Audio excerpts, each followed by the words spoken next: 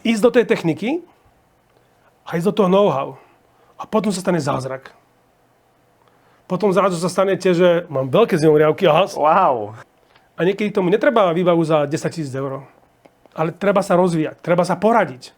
Ja som sa x-krát, konkrétne tu v Prolejke, že vyznám sa dobre. Viem po anglicky, mám naštudované veci. Ale človek sem príde, poradí sa, vyskúša si. Nebať sa a objavovať, hrať sa, objavovať seba.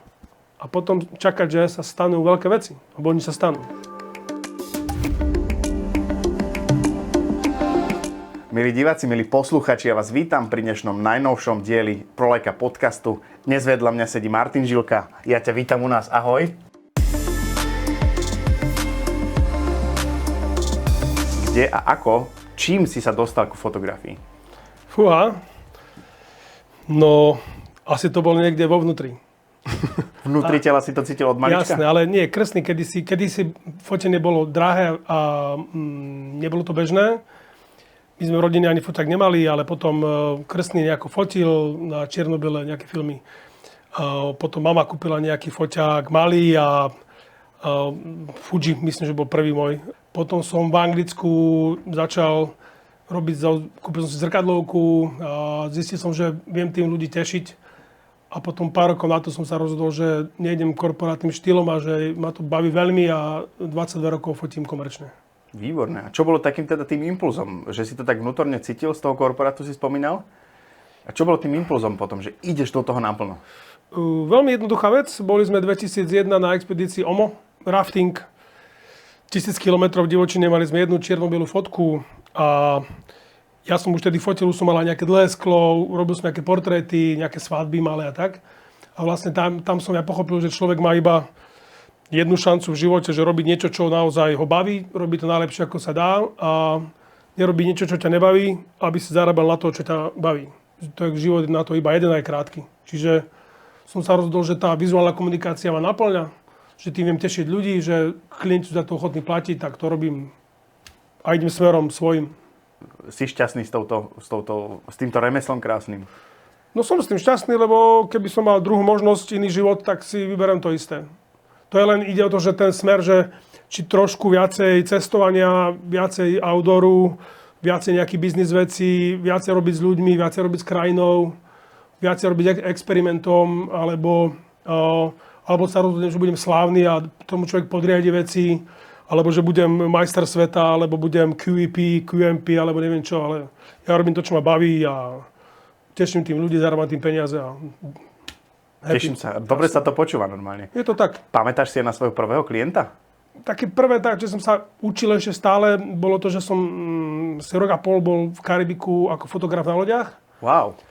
Kde som sa... Také výletné, hej, klasické. Výletné lodi, kde sme boli 10 v tíme a kde som sa veľa naučil ohľadom lab work, ohľadom settingov manuálnych, ohľadom komunikácie rýchle v angličtine, práce vonku, práci v ateliéri so svetlami. Čiže ako veľmi dobré praktické veci a potom už ma začali obmedzovať, už tam bolo málo slobody, tak som si povedal, že nie. Potrebuješ ešte viacej zlietnúť. Áno. A ako dlho si pôsobil na tých lodiach teda? Rok a pol asi. Pekne. Aj si precestoval vďaka nim nejaké pekné destinácie? Ja som to úplne hackol, ten systém, lebo ja som sa stále snažil, stále mám ten drive, že vlastne byť užitočný aj komerčný, že pochopiť, kde je ten flow peňažný. Aby som mohol si robiť to, čo ja chcem. A ja som to hackol, lebo sme mali robotu, my sme fotili portréty, galérie, na film, ja sa to dávalo do galérií, kde sme mohli kupovať tie printy, to strašné peniaze to generovalo. To ešte som fotil na Nikon 90, myslím FX alebo X, neviem čo to bolo. Ťažké, veľké, parádne, dobré sklička, 24-70. A vlastne ja som to hackol tak, že na tej lodiach sa predávali aj túry, keď ľudia zastali v prístave. My sme prešli, nie to celé menovať, ale v Latinskej Amerike alebo v Karibiku asi 15 destinácií. Za tú jednu plavbu teda? Či nie, za plavbu boli, že obyčajne 3. Uh-huh. A sa točili a potom vychádzalo sa Houston, Miami alebo New York a chodilo sa Panama, Belize, Puerto Rico, Panenské ostrovy, Bahamy, kadečo. San Martin a tam tá oblasť. Jasné. Východný, západný a aj Latinská Amerika. Ja som to hackol tak, že som vlastne si kúpil z prvej výplaty, že digitálny foťák. Tedy to bolo, že u nás strašne drahé. A ja som zistil, že môžem vlastne fotiť bez obmedzenia. Tak som pre tour manažerov som fotil výlety. Oni si to nemohli kúpovať, ja som tam nemohol robiť extra biznis. Ale robil som to za výlety. A ja som to hackol tak, že som z celej lode chodil najviacej na výlety. Aj si videl? Aj si robil? Aj som videl, aj ma to bavilo, aj som... Nesedel si na lodi zatiaľ? Presne čo tak a vlastne či na kone, či potápať, či rumové fabriky, či výlety, či golf som fotil. Tam som začal fotiť golf napríklad, v Karibiku. 2004 a 20 rokov odtedy fotím golf napríklad. Paráda. Veľa tvoriť, málo troviť. Ľudovič Štúr. Pekné. Veľmi pekné. To je pekné, to je fakt pekné. Veľa tvoriť je také, že to je že kľúčové. Rád sa bavkám a tvorím. Potom teda, jak si prešiel z lodi, kam to nasledovalo? No a potom vlastne som prišiel tu a som už mal živnosť, robil pre klientov. Pamätám si taká zákazka, taká väčšia, úžasná bolo, že som pre SPP 2 dní sedel vo vrtuľníku a som dokumentoval rúry, ktoré vlastne není vidno. Ale nemusia kontrolovať. Tak som to fotil, to bolo úžasné, že... Akým spôsobom? To sa chodilo nejako na nejaké miesta, kde boli odokryté? Či? 2 dní vo vrtuľníku. Celá trasa Ukrajina do Rakúska aj na Moravu. Výborné. Vlastne. Tak to je tiež krásne. Jasné, a popri tom som si nalietal, že celý Slovenska nafotené veci báječné. Že... Ale ja som fakt, že mám aj šťastie, aj kontaktov veľa, aj nejaké meno. Čiže tej roboty je pomerne dosť a nenaháňame sa, aby bolo veľa roboty a skorej tie veci, ktoré ma bavia, kde mám nejaký potenciál. Takže... Čo myslíš, že pri tom fotení, čo je také najťažšie za teba? Čo je najťažšie? Možno by som to rozdielal na takú podotázku, že čo je najťažšie, možno pre inšpirácie pre našich poslucháčov, ako pre ľudí, ktorí možno začínajú fotiť a chceli by to dotiahnuť do profesionálnej úrovne? A z hľadiska možno takéhoto cestovateľského. Najťažšie je vidieť do seba. A na to je dlhá cesta, aby to človek zistil. To, keď je niekto guru aj osvietený, tak vie, že bude pestovať zemiaky, bude šťastný a klobúk dole a super. Rešpekt. Alebo chovať kozy, alebo neviem. Ale to je ten proces celoživotný, že objavovať, kto som. A teraz ja som to objavil, teraz sme rozvíjali posledné 4 roky napríklad, že veľa chodíme na vodu.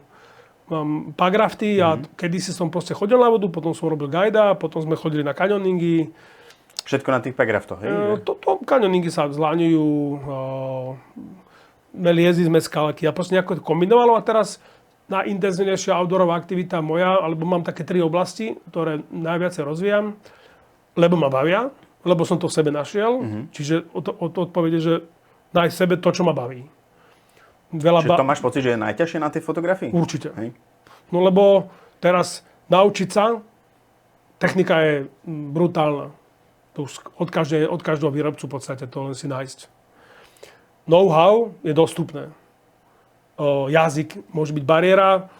Keď človek si povie, že angličtina je bariéra, tak nech sa ju naučí, lebo to je brána do informácií. Know-how teraz dostať není problém. Kde je bariéra? Tu je bariéra. Poznanie, no. Tu je bariéra. Ja som bariéra. A človek má veľa takých, že limitov, že si myslí, že niečo nedokáže, že nemôže, to nezvládne. Pre mňa bol, že ísť na Nový Zéland, mám trošku zimomriavky. Že ísť na Nový Zéland. A tak keď máš peniaze, kúpiš si, ideš na Nový Zéland. Dobre, a teraz kúpiš si tripy, chodíš, ale ja som to si urobil, ako som chcel. Dal som dokúpiť partiu, kúpil som letenku, oni sa postupne pridali. Boli sme 12 dní na vode, padlovali sme na oceáne, na riekach, národných parkoch, trekovali sme Sopečné pohorie. V noci sme padlovali po rieke, okolo boli glowing worms, padlovali sme ľadovcovú rieku, džunglovú rieku a že my sme to urobili podľa seba, že fantázia.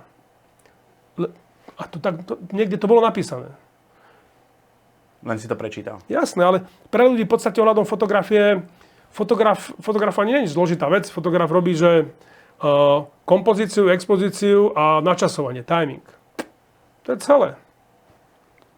A teraz už, či to robím na chrobačikoch, alebo na bežcoch, alebo na žaren, alebo kompozícia, čo tam dám, expozícia, ako to tam dám, Môžem to dať tak, ako to je, alebo to úplne inak môžem dať.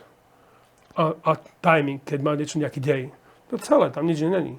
Prešiel si postupne, teda spomenul si aj golf, lyžovanie, teda videl som nejaké fotky s Peťou. Ako pristupuješ k takýmto typom fotenia? Že možno, že aj z hľadiska technického, aká je taká príprava tvoja?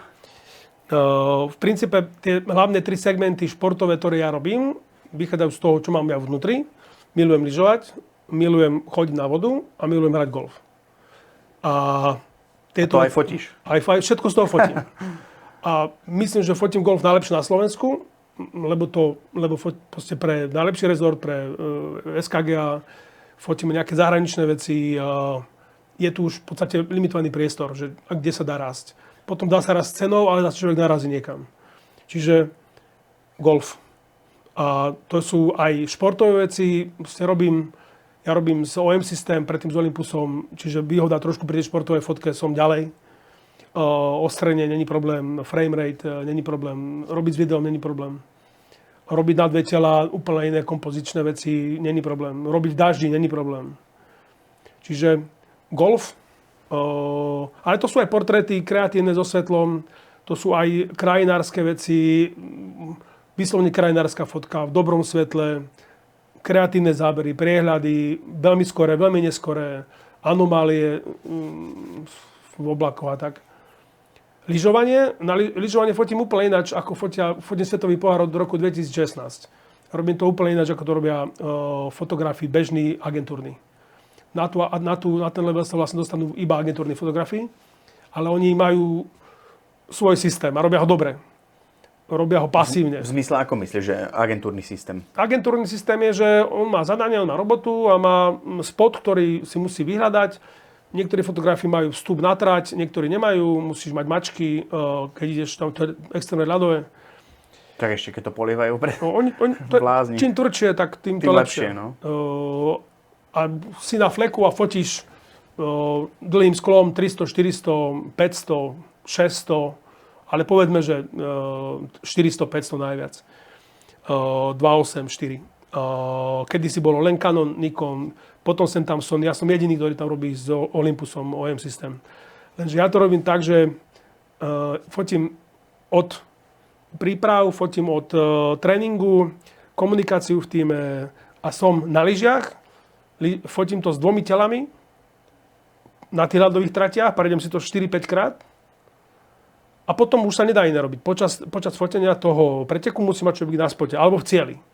Do cieľu sa väčšinou chodí na druhé kolo. Výborné. A takéto niečo uplatňuješ aj pri tom golfe? Či, tam je to pri golfe zase robím, že úplne že inač. Golf hrám, čiže ho poznám. Poznám skoro všetky ihriska, kde chodím fotiť.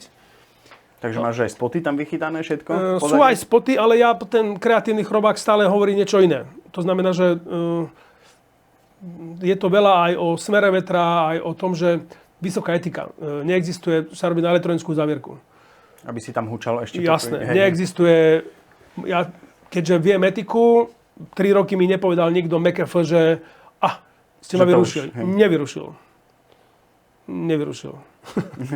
Tak už tam tá etika je taká, u nich si myslím, že... A zároveň, keď robíš s 1000 mm sklom z ruky, 5-6, tak je to, že 4,5 mám, od 800 robím na 4,5 a 800 1000 na 5-6. To je krásne rozostrenie. To kadejakí internetoví matrtaji budú hovoriť, že nemôže sa na malom senzore robiť rozostrenie. No na také vzdialenosti. Je to blbosť, ale ide o to vlastne len pochopiť ten systém, ktorý človek má, využiť ho na maximum a baviť sa tým. Chcel by som sa už presunúť konečne k tomu, čím to všetko tvoríš. Fakt je, že teraz ja som sa nepripravoval na to, že teraz budem niečo vyťahovať a fakt je, že mám zbalené teraz na pestré veci rôznu techniku. Tak možno, že to by to ľudí zaujímalo. Poďme do toho. Mne sa to páči, pretože už keď si mi hovoril, že čo všetko si priniesol, ideš teraz aj z golfu, si hovoril? Teraz som bol iba trénovať golf, ale budem počas teraz víkendu aj fotiť nejaký zaujímavý turnaj, blondíny proti brunetám. Popri tom aj budem aj chvíľku hrať a popri tom fotím aj nejaké svetelné veci v Bratislave. Fotím nejakú školu Deutsche Schule Bratislava, klienta. asi 5 zákaziek počas 4 dní a na to všetko mám zbalené veci tu. Pekne. Poďme na to. Ja som normálne zvedavý. Dobre, pretože ja sám používam ProTactic 450 a to je ešte asi menšie od tohto. Čo to je za objem? 400? Ja mám batohov Lovepro asi 12. A vyberám si, čo potrebujem. Toto mám nový batoh, ktorý mi pomáha vyberať Peťo, ďakujeme ti. A naozaj, lebo ja mám veľmi špecifické požiadavky a žiadny batoh nie je vlastne dokonalý a preto si ich aj kombinujem. Mám ich veľa. Ale mal som jeden obľúbený, ktorý som už vypoužíval a vlastne... A všetky sú iba Lovepro, že si taký všetky sú Lovepro. zarytý. Vyhovuje mi to, beriem, že sú aj iné značky, dobré veci. No čo tu mám? Ja som ambasador Olympus OM systém. Teraz tu mám OM1 Mark II. Mám 2 tela, vždycky robím s 2 telami. Keď cestujem, tak mám 1 telo. A mám 2, 3, 4 sklíčka. Toto je 1200. 1200 je Travel Lens, všeobecné, výborné, 24200. Teraz ďalej, čo tu máme? Druhé telo. To už som myslel, že je bez objektívu, ale aj tak. Nie. Toto je objektív, prečo som prešiel v roku 2017 a v 16 som to testoval z Canonu na Olympus. Toto sklíčko. A nevravím, že každý má fotiť Olympusom, môj systém, ale tá genéza. Ja som robil, tie stredné tele som robil 70-200, ako väčšina ľudí. 2.8. Drahé, dobré. Veľké. Ťažké. Potom som prešiel na 135 F2. Raz tak svetelné a polovičná váha. Krásne sklo. Stará konštrukcia, super. A potom som badal toto. A to si našiel, to je presne ono. To je 151.8. A čo ti šibe? To nemôže byť dobré. A krásne, ostré, malé, proste... Kompaktné. Hej. Toto ako na street foto, bol som v Indii napríklad a 150 mm je krásne ďaleko, jedna osa je rýchle, svetelné, čiže zase druhé telo. Potom tu mám... Nejakú lávu pozerám. Není v portfóliu... Mne sa to veľmi páči, ale ja si to ešte pochytám, jak je to malé. Chyť do ruky. To je kovové, to môžeš hodiť do zem. To je úplne, že... Chyť si to do ruky, ten grip je báječný. Že na to, jak je to malé, je stále ten grip celkom akože... Jediný objektív, ktorý nemám od OM, je, lebo to také nerobí, je Laowa 6 F2. Pro Leica som ho kupoval. Manuálne, rovné, ako sa to povie, rovné línie, čiže 12 mm po prepočte z Micro 4.3 na full frame. Krásne, ostré, báječné. Potom tu mám... A to sme ešte stále v polke ruksaku, priatelia. No a tu sú zásadné veci tiež. Tu je 17.1.2. To používam low light, street, 35 mm štandardný pohľad. Není maličké, není lacné, je vynikajúce. Proste mám všetky tie 3, 1, 2, 17, 25, 45 a ja si len volím, že kombinácie. Teraz som zvolil, že 17. A sa mi to páči, že aj v takom malom stále kovové telo, čiže neriskuješ. To telo to sú odolné, vodeodolné. Toto je 45.1.2. Vlastne ja mám, ešte stále mám doma PD4, ktorú som už 3 roky nechytil do ruky.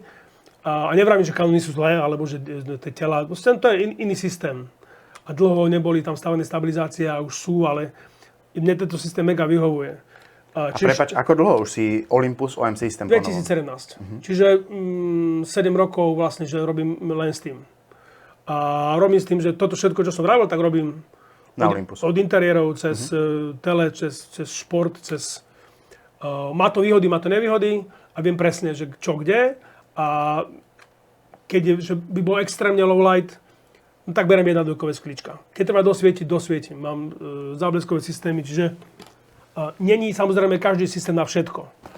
Tu mám rádio, Godox. To je vysielač na blesky? Áno, a tým pádom tu končíme v tejto sekcii. Už? To nejak málo, ale sa tam vošlo to.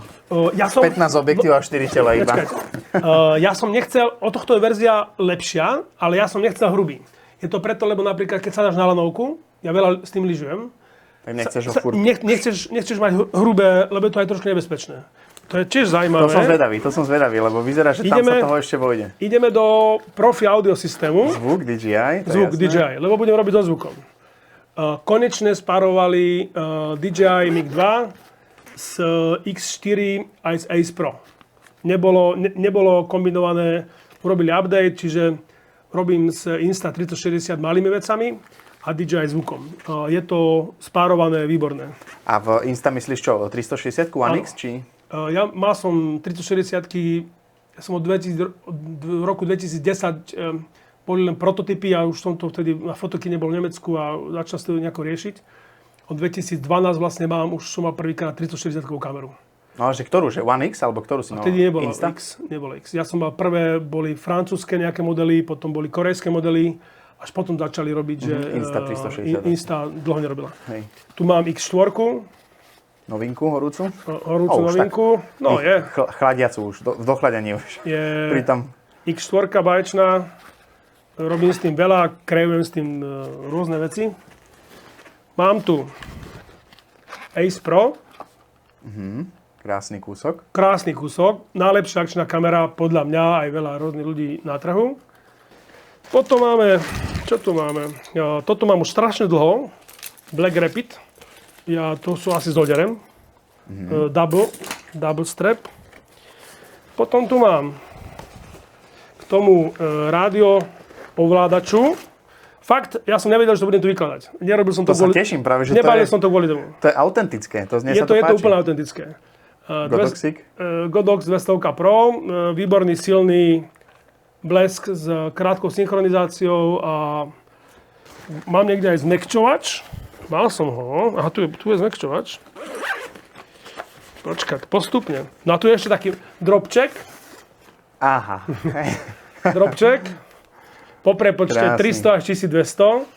A s tým som došiel na tom kolese elektrickom. No to ešte to koleso by sme mali ukázať. A to som nechal dole. Toto báječné sklo som testoval aj na Novom Zélande. Je to taká vec, človek si povie, že nezoberiem veľký telkač, keď niekde cestujem, lebo je to 2 kg, není najľahší, ale ten rozsah 1200, od 300 do 1200. Stabilizácia a ostrosť, famózny. Je od neho ja mám aj ten biely Gandalf 150-400 s vstávaným extenderom 1.2.5.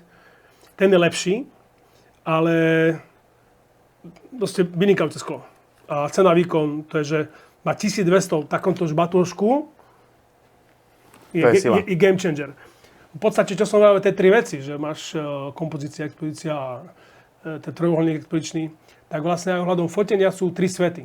To všetko jednoduché veci sa musí dať do troch. A sú tri svety. Je široký, ďaleký a blízky. A vlastne toto je kráľ toho ďalekého sveta. Zároveň mám makro 90 od Olympusu. To je zázračný objektív. S tlmičom, na detailíky, máme až 8-krát zväčšenie.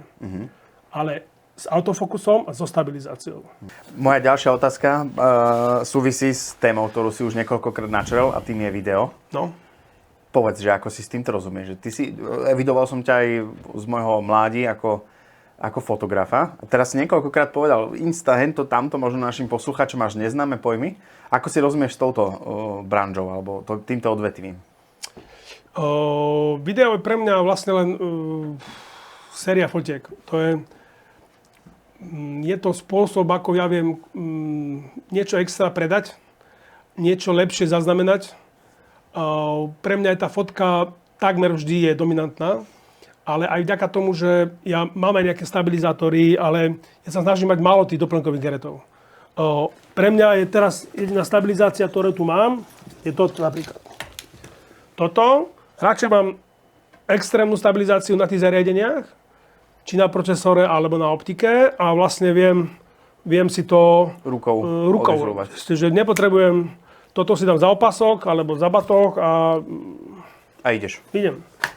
Čiže video, ja sa snažím robiť, že krátke formy, horizontálne alebo vertikálne. Snažím sa to robiť dynamicky. Je tam veľká rezerva aj v zvuku. Poznám ľudí, ktorí sú že šikovní filmári, robil som s nimi. Ten zvuk je extrémne dôležitý a tam je pre mňa že veľký priestor, kde sa zlepšovať. A mám ale aj som mal že hardware, aj mám veľa hardwareu. Mikrofóny, samostatné mikrofóny, proste stereo, smerové a klopáčiky a kadečo, rádia, ale skôr som dával tak dôraz na tú fotku, že toto audio išlo dozadu. A viem, že tam je rezerva. Čiže pre mňa je to aj o tom, že som začal robiť s technikou Olympus, teraz OM systém, kedy oni mali najvýkonnejšiu a majú najvýkonnejšiu stabilizáciu na svete. Už sa tomu približujú nejaké systémy, ale stále je to najvýkonnejšie. A zároveň je to vodotesné, čiže ja viem robiť, že nikdy som nemal problém, okrem slanej vody raz som mal problém, ale to by hocičo bol problém. Čiže... Tak, keď sa zasuší na tlačítkach, to je endovie, nie? Alebo teda... Proste slaná voda, na to pozor. Sladká voda, ako reálne tieto mašinky, toto ako teraz vidím, není to fake reklamný, keď odblatá, alebo keď je špinavý, ako reálne pod tečúcou vodou, umie sa, osuší sa a 100% funguje ďalej. Dokonca ja chodím často na vodu. Mám Pagraft je stabilný kajak nafukovací, má 6 kg povedzme. A ja s tým do obťažnosti 2 mínus povedzme, toto mám na krku, že ak by som sa otočil, tak vlastne je to vo vode ponorené, že 10 sekúnd. Chvíľku a otočíš sa a ide. Ísť ďalej. Nič sa nejde. Perfekt. Dám ti ešte k záveru takú nejakú poslednú reč, možno pre našich divákov, pre našich poslucháčov. Čo by si možno chcel odkázať? Čo by som chcel odkázať? Voľte prosím stranu... Nie. Ja by som chcel odkázať, že mali by mať ľudia s prepáčením gule. Že by sa mali vedieť rozhodnúť na niečo, čo im úplne, že rozum tak nepustí. Že to tak nejako cítia v sebe. Že sa trošku rozvíjať, lebo sú dva vektory, ako sa dá rozvíjať. Je technický, technologický a je ľudský. A ľudia mali by si byť schopní v živote plniť svoje sny. To môže byť aj o tom, že viem fotiť babetka, úplne, že luxusne, krásne. Alebo, že viem fotiť hviezdy, alebo niečo. Takže nájsť to svoje, čo ma teší, lebo to vám nepoviem, čo vás teší. A ísť trošku do tej techniky, mám zimoriavky, to je dobré. To je od srdca. Ísť do tej techniky a ísť do toho know-how. A potom sa stane zázrak. Potom zrazu sa stanete, že mám veľké zimoriavky. Wow, pekne. Vieš na to zaostriť? Hovoríš o čom, hovoríš zo skúsenosti, tak? Áno, hovorím zo života veci. Úplne, že a takto chlpy si postaviť neviem. Dobre. Vidíš to? Tak vidíte, diváci, toto je naozaj... Tak, a ide o to, že stanú sa zázraky a niekedy tomu netreba výbavu za 10 000 eur. Ale treba sa rozvíjať, treba sa poradiť. Ja som sa x-krát, konkrétne tu v Prolejke, že vyznám sa dobre. Viem po anglicky, mám naštudované veci, ale človek sem príde, poradí sa, vyskúša si. Dobre aj s tými ľuďmi sa mať ten kontakt. Čiže nebať sa a objavovať, hrať sa, objavovať seba. A potom čakať, že sa stanú veľké veci. Lebo oni sa stanú. Veľmi pekne zhrnuté. Normálne si hovorím, ešte si to doťukol takouto energiou nejako. Milí diváci, my sme úplne v závere dnešného podcastu. Veľmi vám ďakujem, že ste toto dopozerali alebo dopočúvali do konca. My sa vidíme opäť na budúce. Martin, ďakujem veľmi pekne. Ahoj, čau. Ďakujem.